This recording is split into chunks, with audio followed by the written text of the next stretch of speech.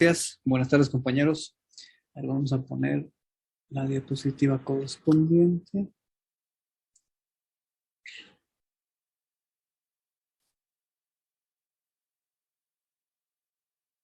Ya, mientras ponemos la diapositiva, una consulta, compañeros. Mañana estamos dando el segundo parcial, 9 en punto, reiteramos. Eh, Hay algunas personas que después de clases van a dar examen oral el día de hoy.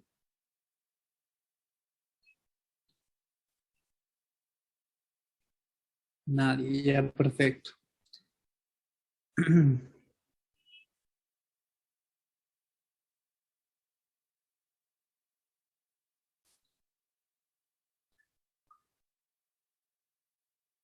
¿Tienen alguna pregunta acerca del examen del día de mañana, compañeros? Hablen ahora. Si tienen alguna cuestión, pregunta, duda. Doctor, disculpe, buenas tardes. Buenas tardes. Eh, el examen va a ser de la misma, va a tener el mismo formato que el anterior, de No, segundo. esta vez es eh, preguntas abiertas. Ya, entonces van a existir conceptos también. Y nos podría decir, digamos, cuántas preguntas van a hacer, por favor. Sí, posiblemente sean 20 preguntas. Gracias, doctor. Listo. Doctor, buenas tardes. ¿Y el tiempo del examen? 30 minutos. De 9 a 9:30. Buenas tardes, doctor. Una consulta, por favor. Lamentablemente, hace un par de días me han intervenido quirúrgicamente, de 2 días en la clínica. Doctor, ¿de qué temas vamos a dar el examen hasta mañana a las 9 de la mañana? Por favor.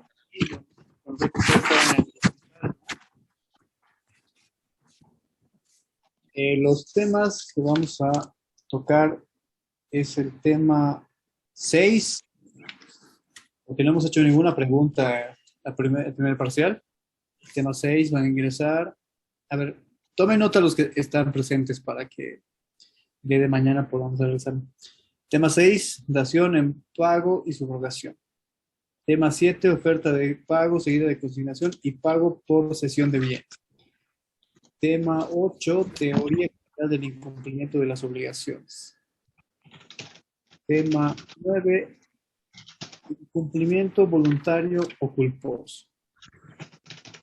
Tema 10, incumplimiento involuntario o no culposo.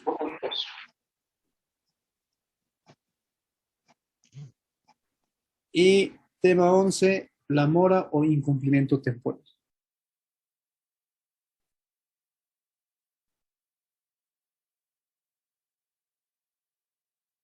Ya, ya lo tienen, ¿no, compañeros?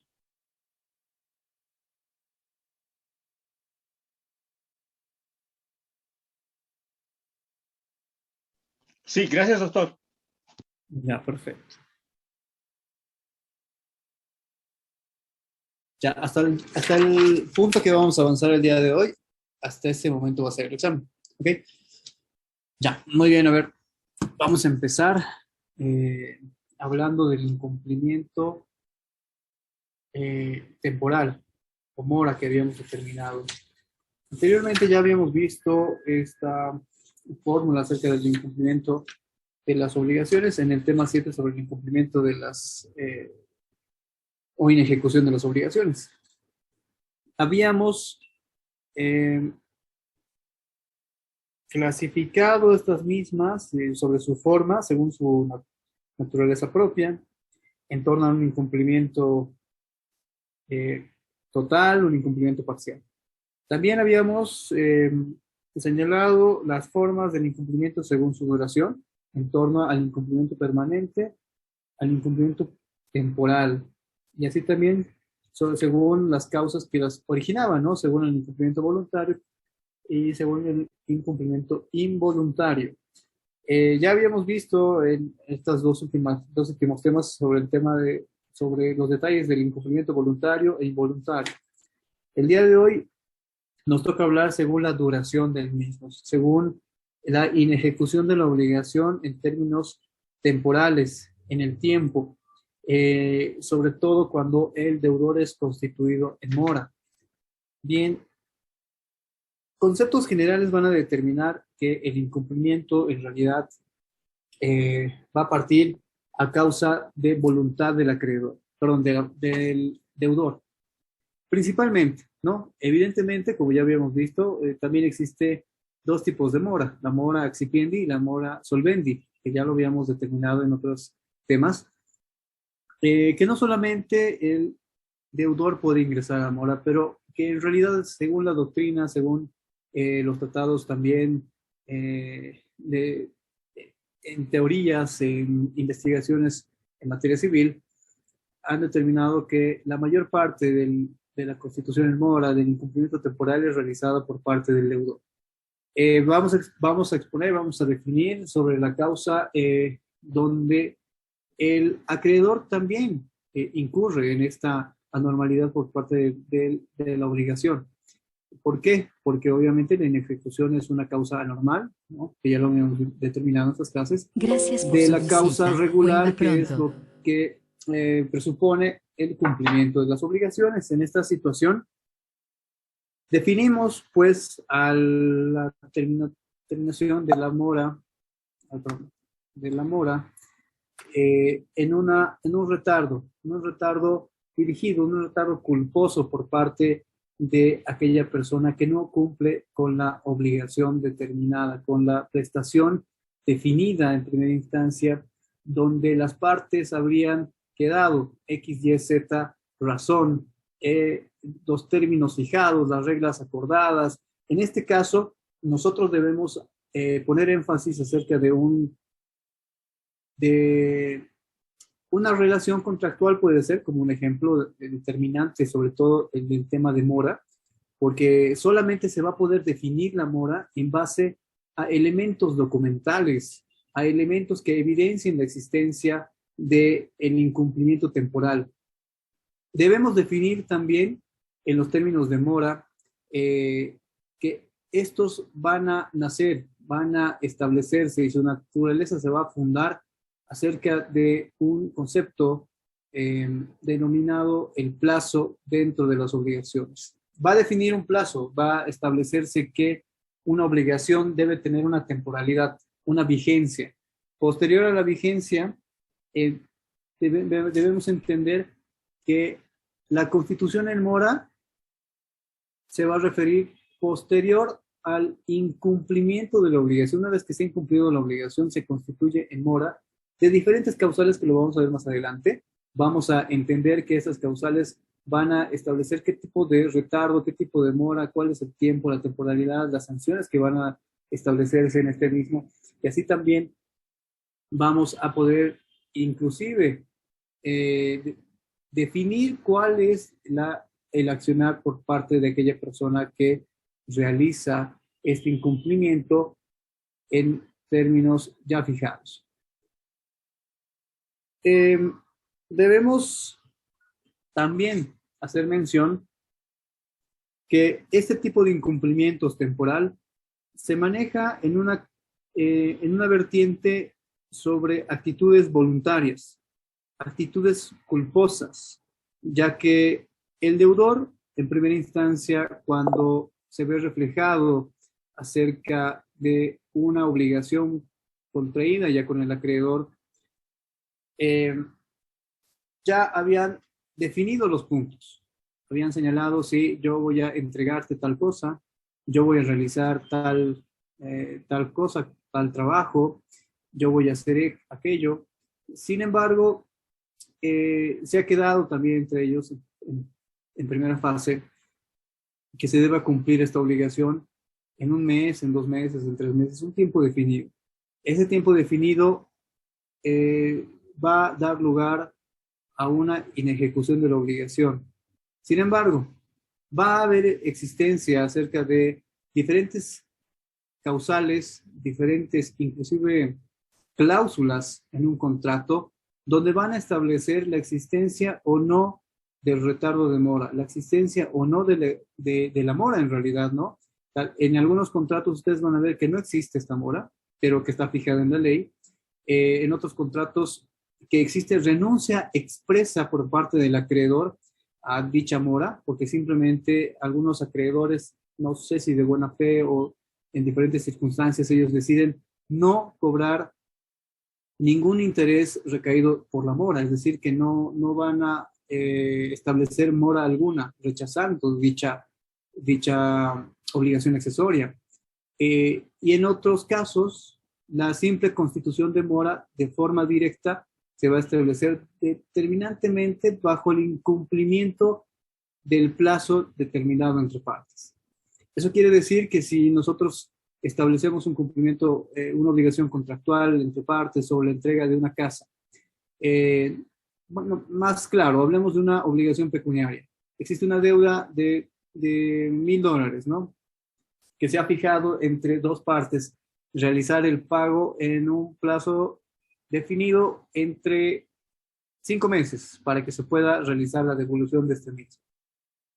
Pasado ese término, puede existir diferentes acepciones, diferentes contextos, dependiendo de las circunstancias y dependiendo también de aquello que vaya a establecerse en el acreedor. Quién sabe, y sea tu familiar, tu amigo, y no quiera cobrar ningún interés, ni mucho menos constituir en mora directamente hacia el deudor. En otro caso, puede existir personas que vivan de préstamos y que vean por conveniente establecer intereses o inclusive establecer constituciones en mora de forma directa en el contrato.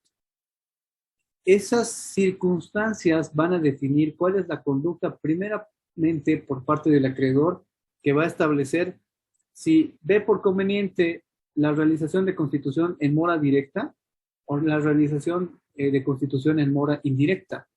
La mora directa estará constituida pues de manera expresa en el documento y la mora indirecta no va a tener esa constitución, no de forma directa, sino que se va a ajustar mediante los recaudos de ley.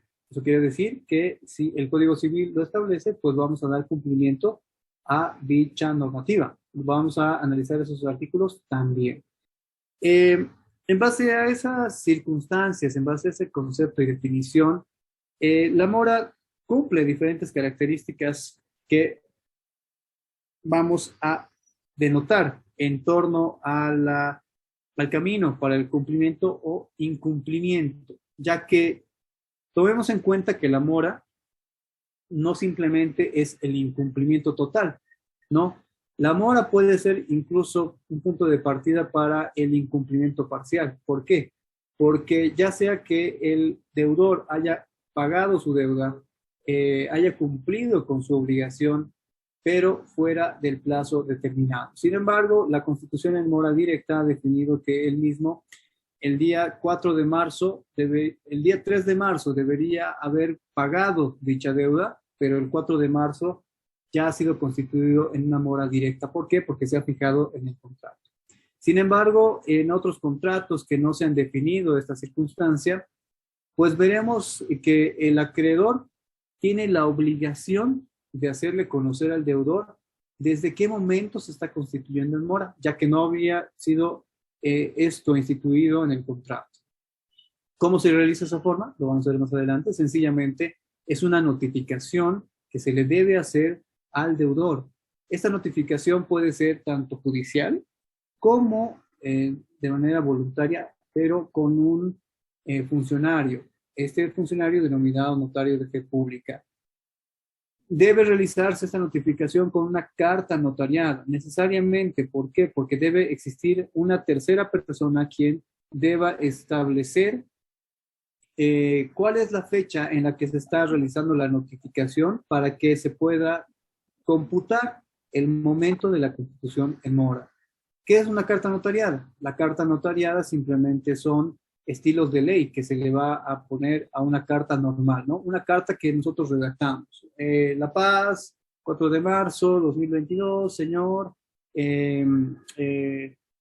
Mario Flores, presente, referencia, pone conocimiento constitucional en mora sobre la deuda contraída en fecha tantos y realizamos la carta normal. Es una carta común y corriente donde estamos estableciendo, señor Mario Flores, en fecha 24 de enero se ha prestado una suma de dinero líquida que el día de hoy es exigible, lo cual se ha quedado con su persona que debería haberse realizado este pago el 24 de febrero, lo cual no se hizo. Por lo que el día de hoy, 4 de marzo, se notifica con esta carta notariada para que se pueda establecer el cómputo de la constitución en mora. Quizás con esta carta notariada, quizás con esta notificación de constitución en mora, al día siguiente o ese mismo día cumpla con la obligación, ¿no? Entonces estamos hablando de horas, de días que puede realizar la obligación. Sin embargo, al no tener respuesta por parte del deudor, aún se le haya constituido en mora, se van a crear diferentes obligaciones accesorias, dependiendo a la calidad de la obligación. En esta parte podemos dar ejemplos acerca de las obligaciones pecuniarias, ¿no? En las obligaciones pecuniarias, obviamente, nosotros sí hemos fijado los intereses dentro del contrato. La Constitución en mora va a definir que corran los intereses a partir de esa Constitución. Si no se han fijado dichos intereses, obviamente la ley les va a establecer que solamente se cobre un porcentaje de manera anual. Sin embargo, aquellos fijados convencionalmente entre partes pueden ser definidos entre el 1 hasta el 3% mensual, ¿no? Eso en obligaciones pecuniarias. Más allá de aquello, obviamente podemos incurrir en un error, cobrar más allá de los intereses pactados del 3%, inclusive es un delito. Ya lo había expuesto un grupo anteriormente sobre el tema relacionado con la usura. La usura como delito encausado en el Código Penal, tipificado en el mismo, estableciendo que aquella persona que cobre intereses más allá de lo que la norma ha fijado, incurrirá en un delito y será sancionado conforme lo establecido en la ley 1970, es decir, el código, ese es el código de procedimiento penal. Va a ser definido en el sustantivo penal, el código penal. En ese caso, va a existir diferentes obligaciones accesorias que van a definir acerca del cumplimiento posible que se le puede instituir en la mora. La mora, nuevamente, bajo el incumplimiento temporal que sea ya detectado dentro de una obligación, va a crear, como les mencionaba, diferentes obligaciones accesorias. Va a crear un punto de partida para cobrar esas diferentes obligaciones accesorias.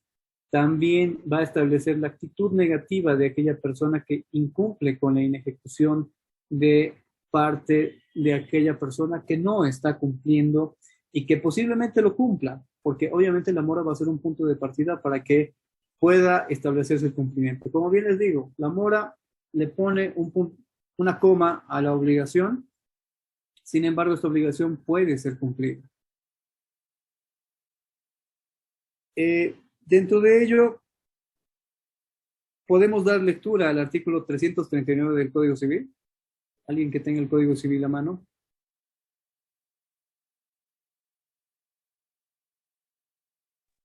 Yo, doctor.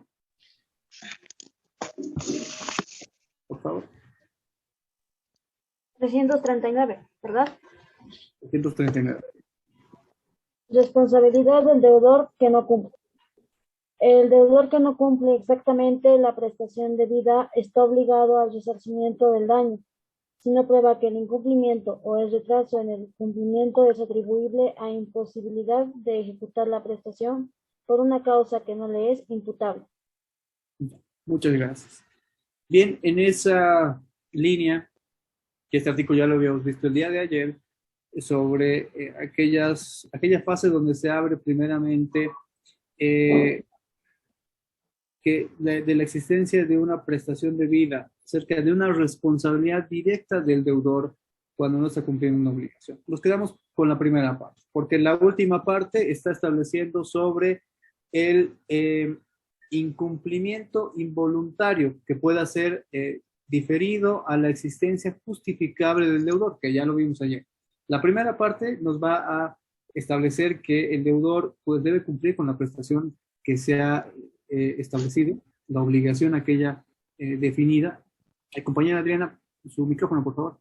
La cual obviamente debe ser establecida como una responsabilidad. Esa responsabilidad va a dar lugar inclusive a esta actividad o a esta obligación accesoria llamada resarcimiento de daño. Este resarcimiento de daño van a ser acerca de aquella identificación del no pago, de aquella no inejecución por parte del deudor hacia el acreedor. Si existe un daño en el término del cumplimiento del pago, evidentemente vamos a estar enfrente a obviamente el cumplimiento de otra obligación accesoria que es el resarcimiento del daño. La mora tiene elementos también. Vamos a definir solamente 3 elementos. El elemento de hecho, el elemento jurídico y el elemento accidental.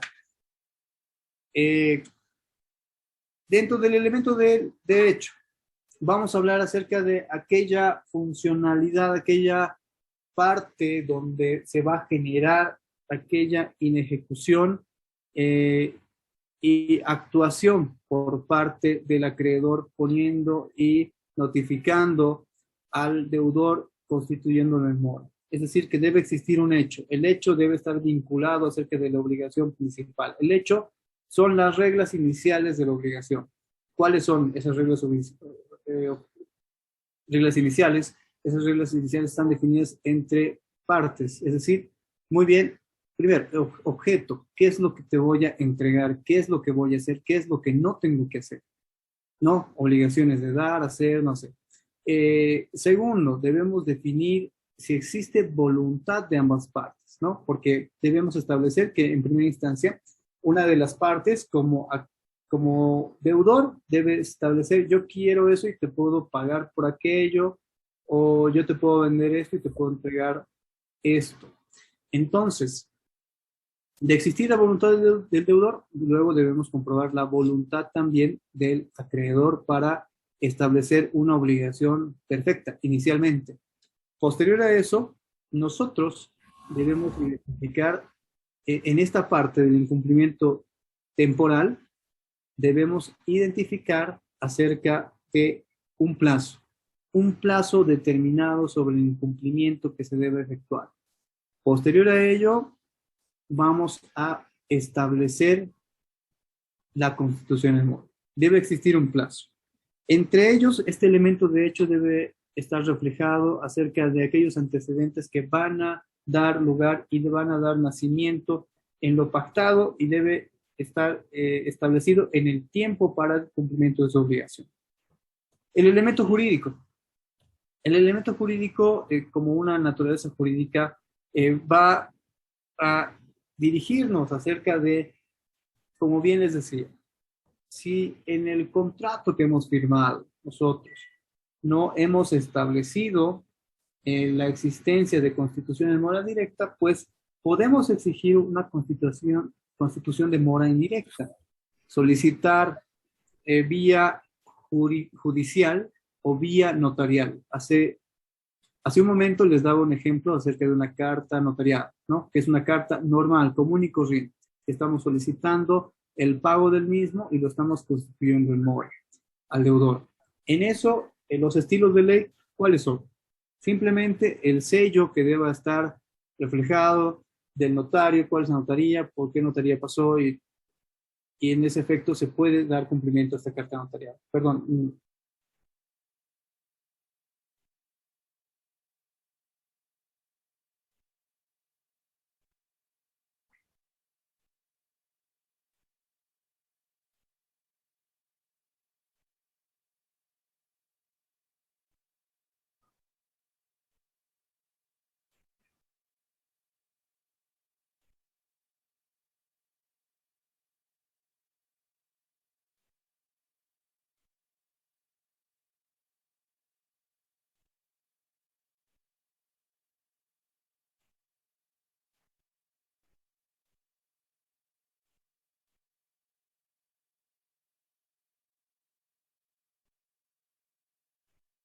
Ya, muy bien, disculpas. Entonces, a eso se llama carta notariada.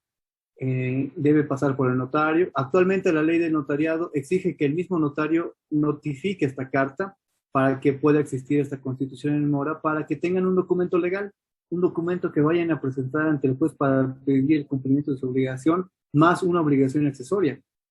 Es decir, si el documento ha fijado un plazo, pero jamás los han constituido en mora porque el documento nunca ha fijado una constitución en mora, entonces, si ustedes lo hacen constituir en mora mediante una carta notariada, tenemos ya un elemento probatorio para exigir otra obligación accesoria para el cumplimiento de intereses, porque ya se ha efectuado lo que es una notificación hacia el deudor. Posteriormente tenemos lo que es la constitución en mora judicial. Eso quiere decir que la constitución en mora judicial está reflejada en que podamos realizar una solicitud ante un juez civil y comercial. El juez civil y comercial está facultado por la ley 439, el Código Civil, la ley del órgano judicial, para que pueda aperturarse lo que es una demanda judicial en contra del deudor que no ha cumplido.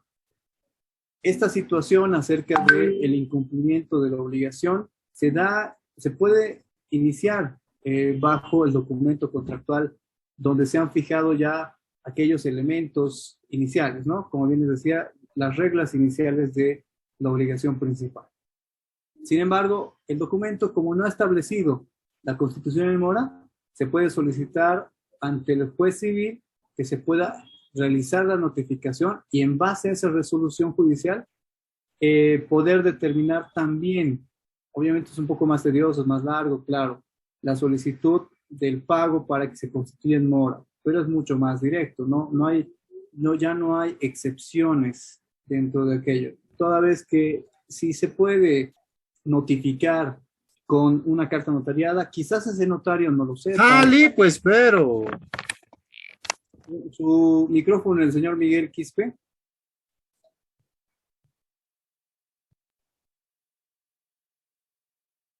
Ya, gracias.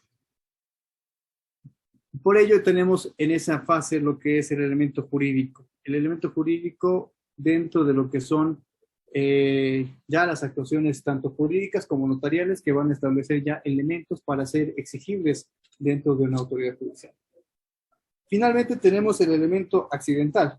Esto quiere decir que posterior al retraso o tardanza en el incumplimiento de una obligación, puede causar, como bien les decía, un daño directo hacia el acreedor y el acreedor está facultado para solicitar el pago de los daños y perjuicios o el resarcimiento del daño, dependiendo al daño, a la gravedad, a la cuantía que deba especificar y que deba cobrarse también hacia el deudor. Normalmente a esto se le va a llamar, obviamente, una obligación accesoria, ya que la obligación principal también debe ser cobrada. Sin embargo, las obligaciones accesorias tienen puntos diferenciales que también deben ser fundamentados dentro de una demanda judicial, de una demanda civil, dentro de la solicitud del cumplimiento de una obligación. Las clases de mora, las tenemos en la pantalla, son 5, ¿no? La mora solvendi, la mora excipiendi, la mora ex contrato, ex lege y ex persona. La mora solvendi, ya lo habíamos definido en anteriores clases acerca de qué es una mora, qué es la mora solvendi, qué es la mora excipiendi. La mora solvendi, pues definida acerca justamente de una constitución de una inejecución, tardanza culposa por parte del deudor. La mora excipiendi, lo propio también, que está constituido por una causa directamente relacionada con el acreedor. A eso yo me refería, que no solamente el deudor está encaminado a constituirse en mora, sino también el acreedor, pero solamente en esta fase. Es decir, que cuando el acreedor rehúsa el cumplimiento de una obligación, no quiere que se le pague un determinado dinero o no quiere que se reciba un determinado objeto para que pueda cumplirse dicha obligación y está causando un retardo y un perjuicio hacia el deudor. Ya lo habíamos visto. Dentro de esa mora accipiendi, ¿no? Una mora dirigida y eh, establecida, tipificada hacia el acreedor, pues el deudor también tiene el derecho de poder pagar esa deuda aunque el acreedor no lo quiera, ¿no? Ya lo habíamos nosotros dejado en un tema especial, específico, donde nosotros hemos visto la oferta de pago seguida de consignación. Al establecerse que la conducta negativa por parte del acreedor rehúsa el cumplimiento de una obligación, pues el deudor constituirá en mora al acreedor para que él pueda cumplir con su obligación y cortar, poner punto aparte, poner inclusive una liberación y una extinción a la obligación.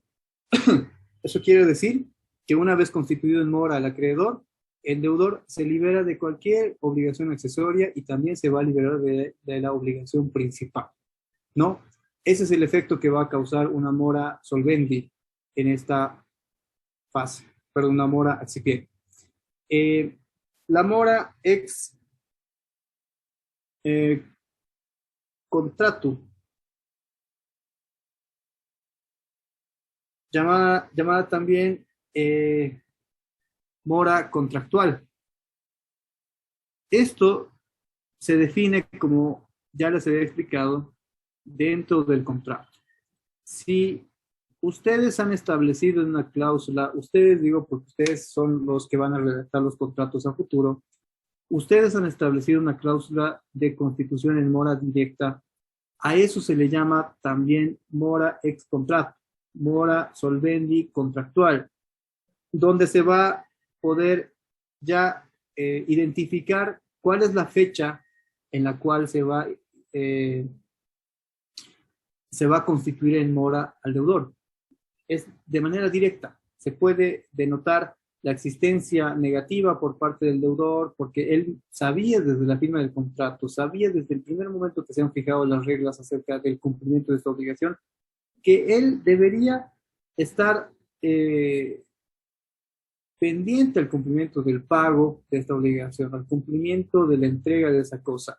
Pero no lo hizo. Y más allá de hacerlo dentro de un mes o 2 o 3 meses, ya está constituido en mora. ¿Por qué? Porque se ha fijado dentro del contrato, ¿no? Ahora, la mora ex ley, la mora legal, la mora fijada por ley, la mora dentro de una resolución judicial. Como bien ya lo había explicado anteriormente acerca de los elementos de la mora, dentro de lo que está establecido en la mora del elemento jurídico, tenemos a lo que son las resoluciones judiciales. Una vez que se realiza una actividad judicial, se le solicita al juez, señor juez, no me está cumpliendo con la deuda debida, el deudor, solicito se constituye en mora y que se pague en el tercer día de notificado con esta resolución, ¿no? Se le notifica al deudor y el deudor tiene pues un plazo más determinado que no va a pasar más de los 3 días para que pueda presentar quizás sus elementos probatorios, ¿no? Aquí yo ya tengo vouchers de pago, facturas, aquellos que me han recibido, aquí está, yo le he pagado, no tengo por qué más pagar. Puede intentar liberarse parcial o totalmente de la obligación en esa etapa judicial para que no se pueda establecer una mora de forma directa.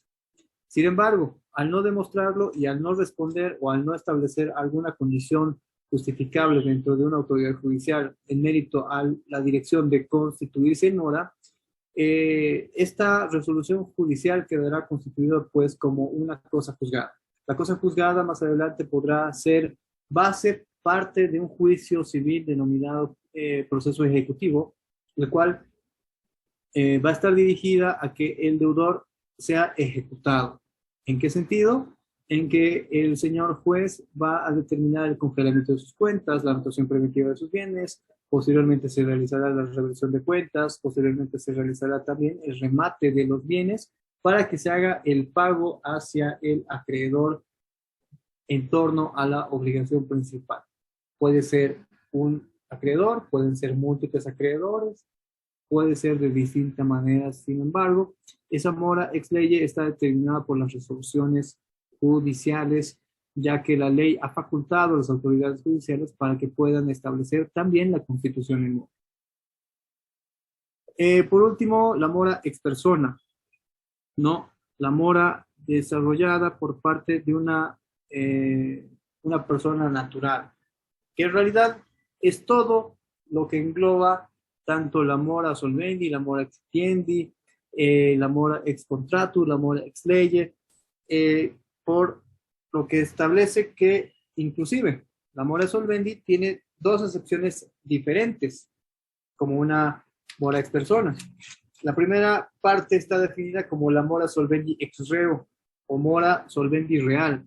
Eso quiere decir que la mora puede ser incurrida por parte del vencimiento del término sin necesidad de intimación o requerimiento de pago por parte del acreedor, ya que se habría establecido en primera instancia mediante una mora ex contratu dentro de las cláusulas establecidas en un contrato. La segunda es la mora solvendi ex personam o por intimación. Es decir, que no se habría fijado en el contrato, sin embargo, del vencimiento del término no constituye al deudor en mora, sino que la persona en sí, el acreedor, ve definido establecer que debe notificarse tanto judicialmente como tal vez notarialmente para que se pueda realizar una intimación de pago. O la constitución en mora también, ambos conceptos diferentes. La intimación del pago está definida en que se le está advirtiendo al deudor en que debe realizar el pago, si no se va a iniciar una demanda judicial, y la constitución en mora es para la creación y el nacimiento de obligaciones accesorias.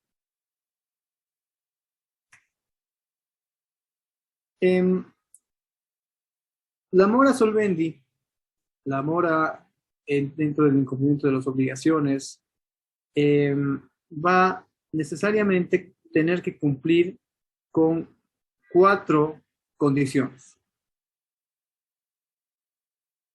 Debe ser denominado que la obligación debe cumplir con la primera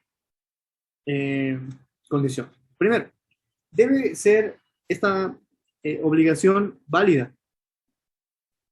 Las condiciones para que se constituya en mora debe adentrarse en una obligación válida. Reitero nuevamente. ¿Por qué?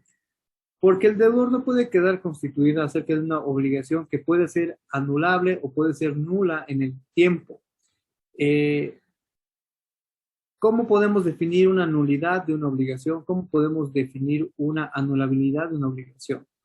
Eso también se va a definir acerca de los contratos que vayan a firmar las personas, si estos contratos cumplen con los elementos del contrato. Primera parte, también un elemento accesorio puede definirse como los elementos del contrato deben establecer, porque si el contrato se anuló o se ha declarado nulo, la obligación también dentro de ese contrato se va a extinguir, ya no va a existir porque la obligación no ha sido válida.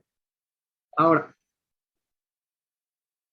a inicios de clases yo también les había definido aquellas obligaciones que pueden estar fuera del marco legal, porque pueden estar dentro de una obligación natural que no sea de carácter obligatorio ante una autoridad judicial. Sin embargo, cuando una persona puede firmar una nota o puede de manera verbal definir una obligación ilegal, por ejemplo, ¿no?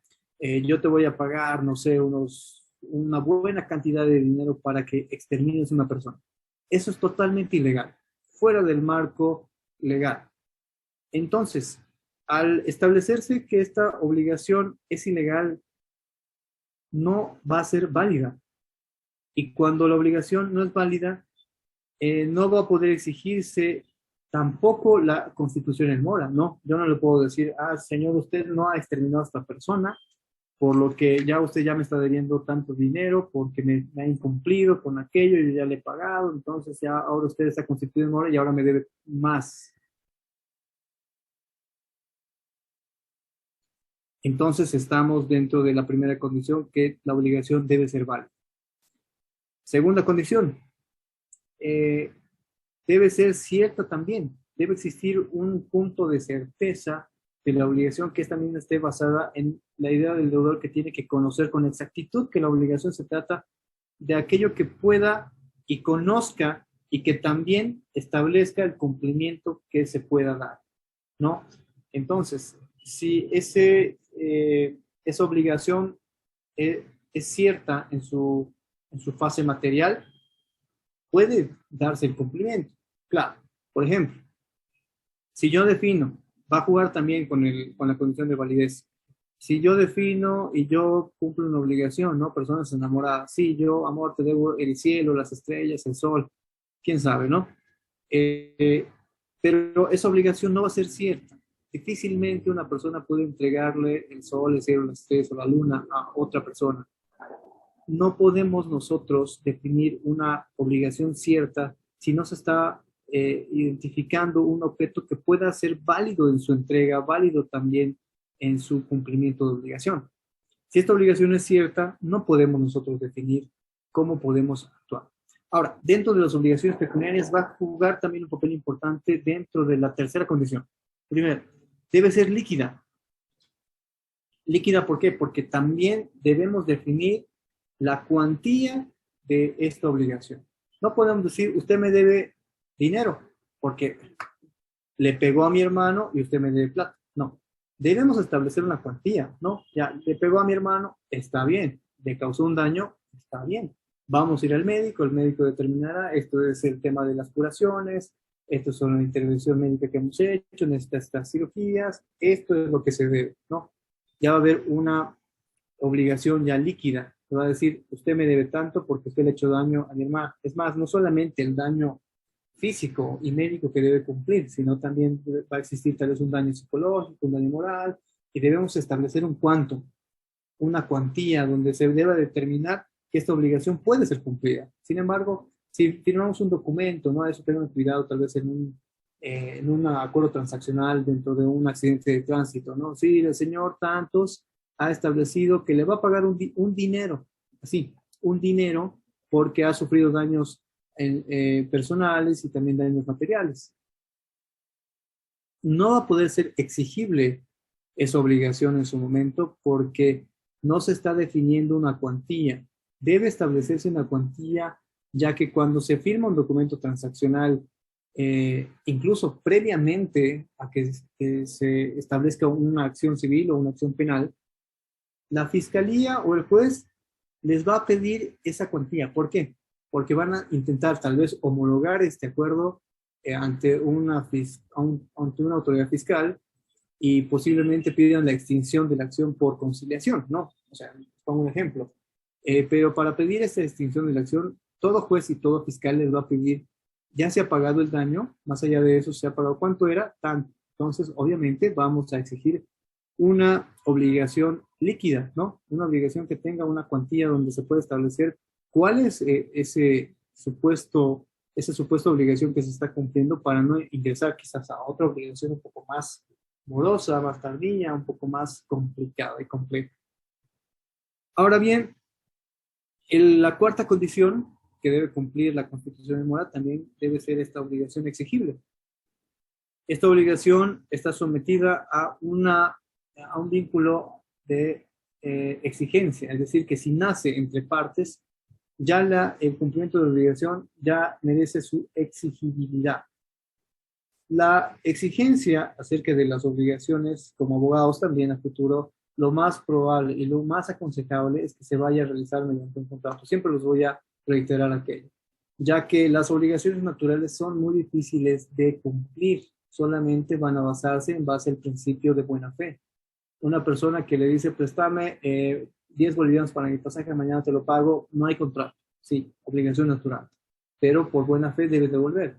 Si esta persona en una semana, 2, 3, 4 no le paga a su amigo, 5, 6 semanas, al año dice, ay, te debía, ahora que tengo dinero te pagué los 10 bolivianos. Ahí, en ese momento, no podemos nosotros constituir en mora a una persona, ¿no? Ustedes verán, pero debe ser exigible. Si podemos nosotros exigir mediante un contrato, podemos cumplir con esta condición también. Por ello, van a escuchar dentro de los juicios civiles que dicha obligación, incluso para ser constituida en mora, debe cumplirse con las condiciones de que la obligación debe ser válida, cierta, líquida y exigible. Lo van a escuchar siempre en todo proceso de cumplimiento de una obligación. Ahora bien, cuando hablamos acerca de el cumplimiento de una obligación más allá de la temporalidad sobre el incumplimiento que ya se ha establecido, se ha podido realizar la constitución en mora, también puede existir un error, ¿no? Un error donde se pueda denotar que el acreedor señala que el deudor ya constituye en mora. ¿Por qué? Porque él piensa que sí lo ha hecho. Se supone que han firmado un contrato, pero el acreedor ha perdido el contrato. Él dice, yo me acuerdo que en marzo debería haberme pagado. No tengo el contrato, lo he hecho perder, pero puedo quedar mal si le digo cuándo era, ¿no? Entonces, le haré constituir en mora.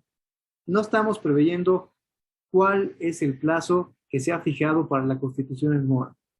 Ahora quiero constituir en mora, debo notificar con la carta notarial, debo hacer una acción judicial ante un juez civil y debo notificarle con esta acción para que el deudor pueda cumplir esta obligación. Sin embargo, no hemos tomado la previsión de atender en identificar cuál es el plazo, cuál es la fecha determinada para que nosotros podamos exigir, primero, el cumplimiento de una obligación y segundo, más allá del cumplimiento, la constitución en mora. Por ello se crea la interpelación.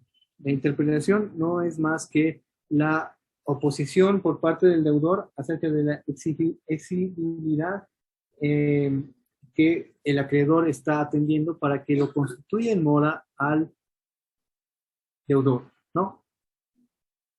En ello, podemos verificar que existen personas que pueden efectuar y a quienes debe estar dirigida esta solicitud de interpelación. No vamos a confundir, ¿no? Como las interpelaciones que realizan en el órgano legislativo en contra de los diputados, senadores, que es totalmente diferente, que eso lo van a ver en otra materia. Ahora mismo solamente estamos hablando de obligaciones de acreedores y deudores. Personas que pueden efectuar la interpelación. Aquellas personas que lo pueden hacer deben estar revestidas de una legitimidad activa.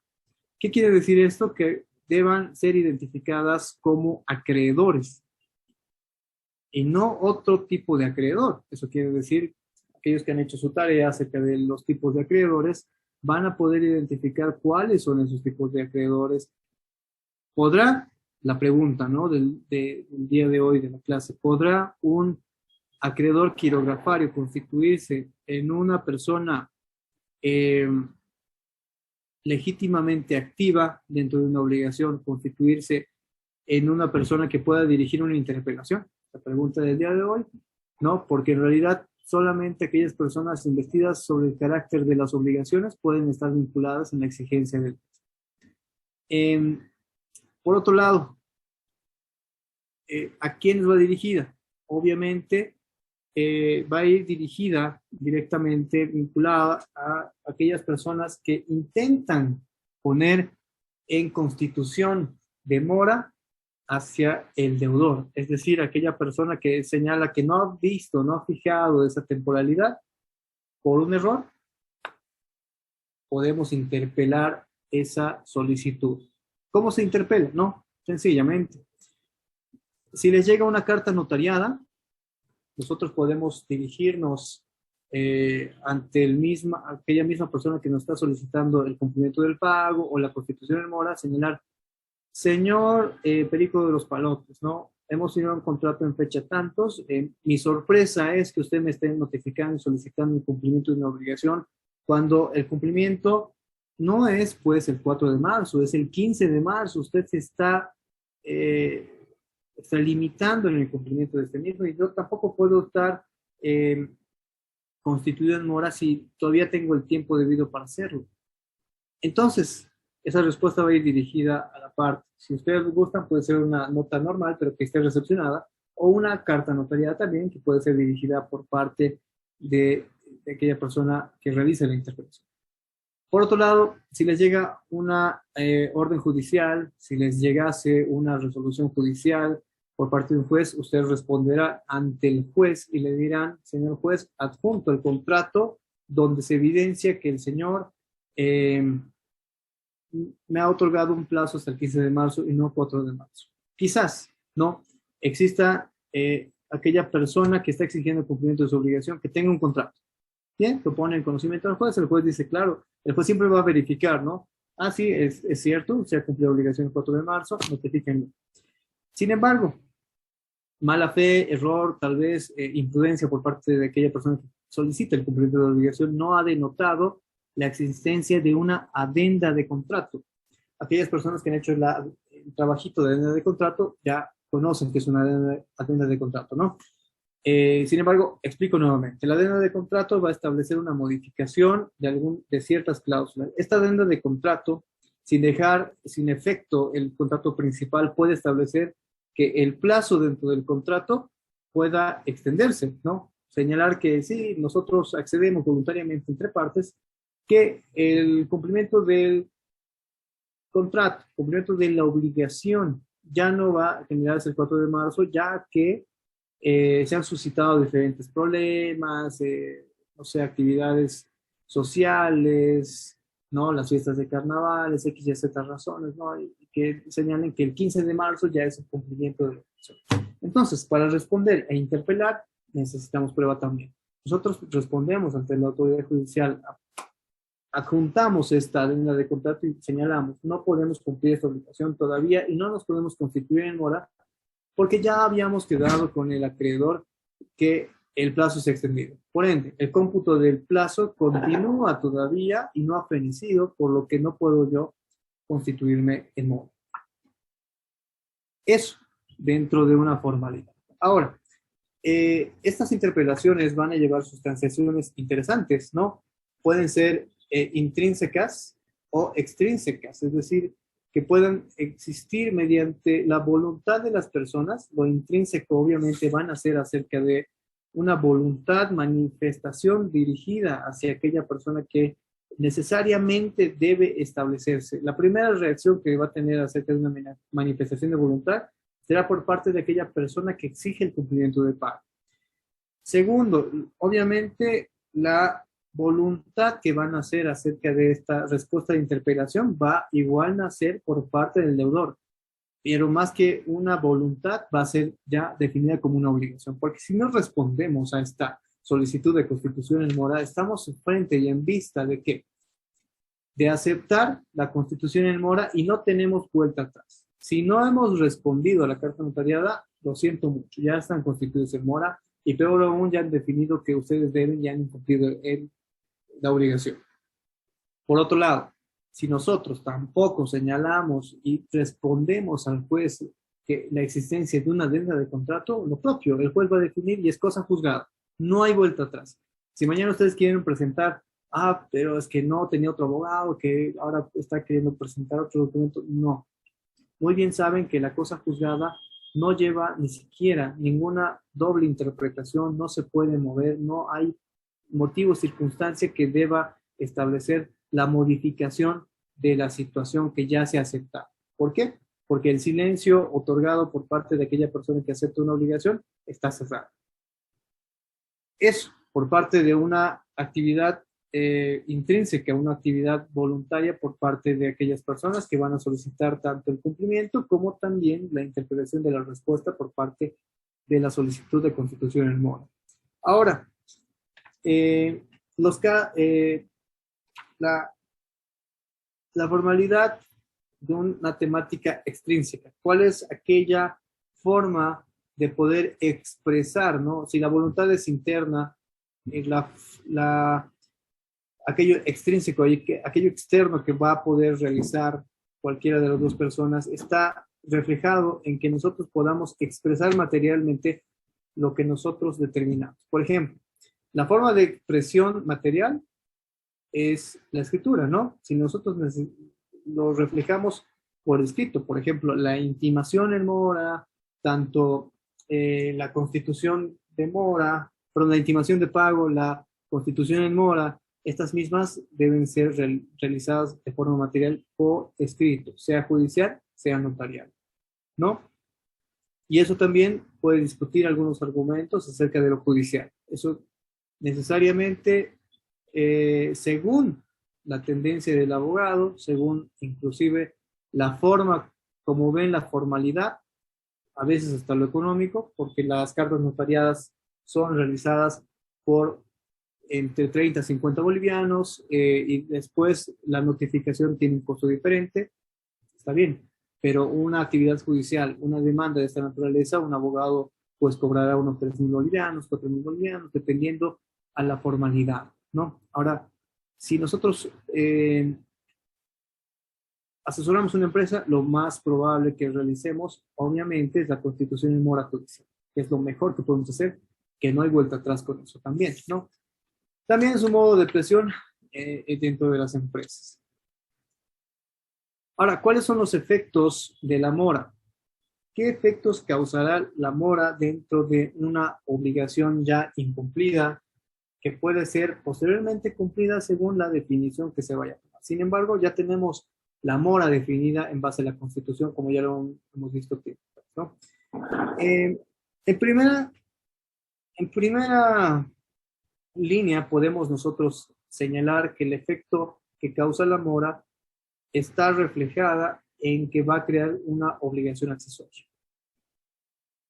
Segunda línea, que también no va a poder alegar el deudor. Cuando nosotros como acreedores le constituyamos en mora, no va a poder alegar causa extraña no imputable.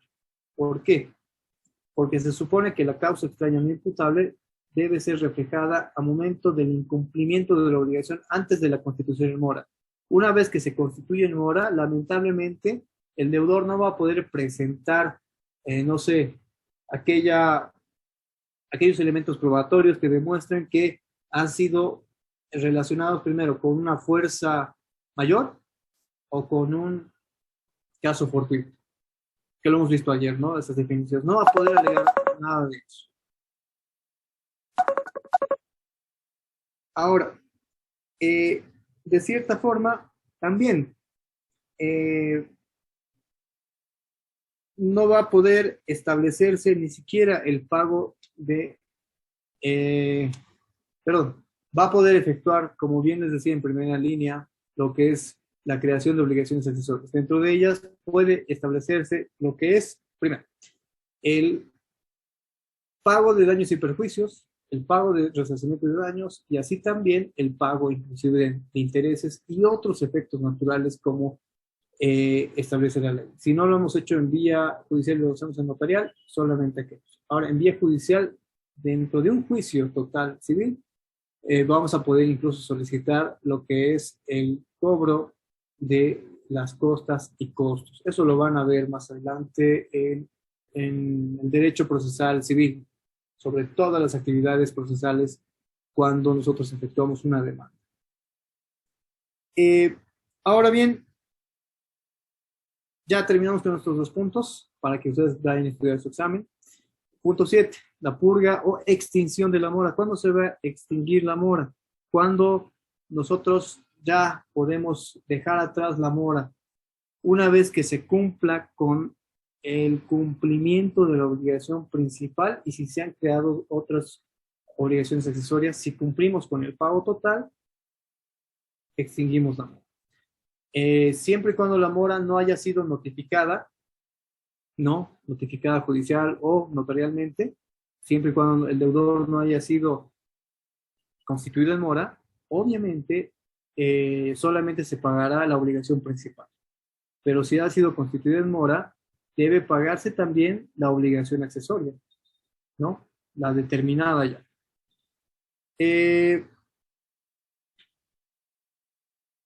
¿Cuándo se puede extinguir la mora? En segunda instancia. Cuando el deudor ha operado una renuncia a la mora expresa o tácita por parte del acreedor. ¿Qué quiere decir esto? Que obviamente en el acuerdo de voluntades, en el contrato firmado de una obligación, existe, aunque no lo crean, existen acreedores que por buena fe, por no hacer daño, por solamente prestar el dinero porque necesitaba por un tema de salud, no sé, cualquier circunstancia, definen una cláusula, y eso también el deudor puede conocerlo o un abogado puede ayudar, establecer que no se va a constituir en mora de ninguna manera. Es decir, que el acreedor renuncia de forma directa a la constitución en mora. Si tenemos esta cláusula y se presenta una demanda judicial, y nosotros en la demanda judicial podemos entender que en cierto modo, en cierto modo, el acreedor demanda al deudor el cumplimiento de la obligación y también va a demandar también el cumplimiento de las obligaciones accesorias. Nosotros ya vemos ya de mala fe, tal vez por el abogado o tal vez por la parte, la existencia de un cobro más allá de lo definido. ¿Por qué? Existe una cláusula de renuncia de constitución en mora. No podemos cobrar ninguna obligación accesoria más. Nosotros también debemos revisar dentro de esa demanda no solamente la demanda y sus detalles, sino también los elementos probatorios, y el elemento principal va a ser el contrato o aquel elemento de las circunstancias de la obligación principal y accesoria. ¿Qué se está cobrando? ¿Por qué se está cobrando? ¿Y por qué se está cobrando más? ¿No? Entonces, si existe una renuncia, va a existir la extinción del amor. No puede cobrar eso ante un juez civil. Ahora, en tercer punto acerca de la extinción de la mora, nosotros también vemos que si la obligación desaparece, se destruye o se ha cumplido ya con anterioridad, nosotros tenemos ya definido que no se puede realizar una solicitud de constitución en mora. No podemos.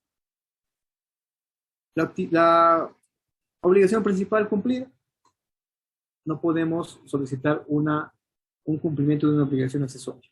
Tienen que ir juntas. No podemos. Entonces se va a extinguir necesariamente con la obligación principal aquella obligación accesoria. Si en el documento inicial, en el contrato, hemos señalado que a partir del incumplimiento se va a realizar la constitución en mora, se va a constituir en mora al deudor, pero se cumple esa obligación, esta constitución en mora queda sin efecto y se extingue también la solicitud de esta naturaleza.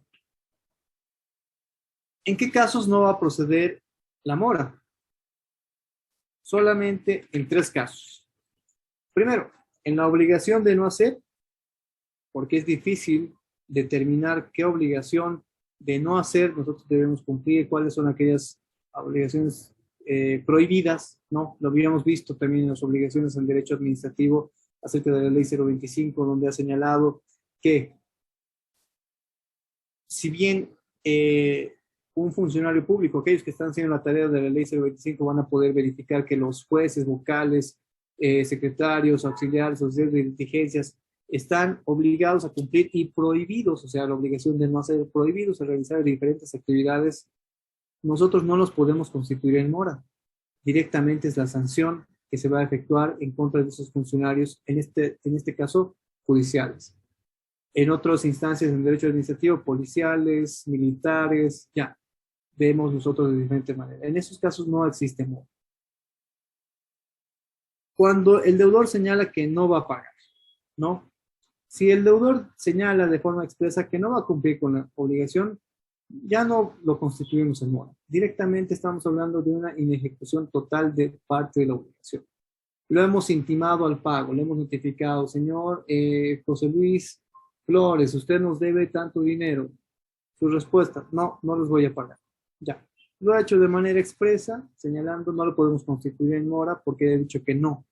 Entonces no podemos cobrar intereses porque no le estamos dando una oportunidad de un cumplimiento de pago posterior. Eso quiere decir que se constituye ya directamente en una ejecución, un incumplimiento total. Ahora, si la obligación está sometida a un término cierto, que es un tercer punto en el caso que no procede la mora, difícilmente nosotros podemos solicitar cumplimiento de obligaciones accesorias, si no lo hemos denotado, ¿no? Si la obligación dice, en el término de plazo, solamente podemos establecer que se nos entregue tal cosa, no lo podemos constituir en mora a una persona que se ha establecido entre partes que no va a haber mora, como bien les decía, no se ha renunciado a una mora, en el caso que no procede. El término cierto quiere decir que si también se ha expresado de manera determinada que no se va a proceder a la solicitud de pago de cumplimiento ni constitución en mora, ni mucho menos de intereses, entonces estamos dentro de un caso en que no va a proceder la mora.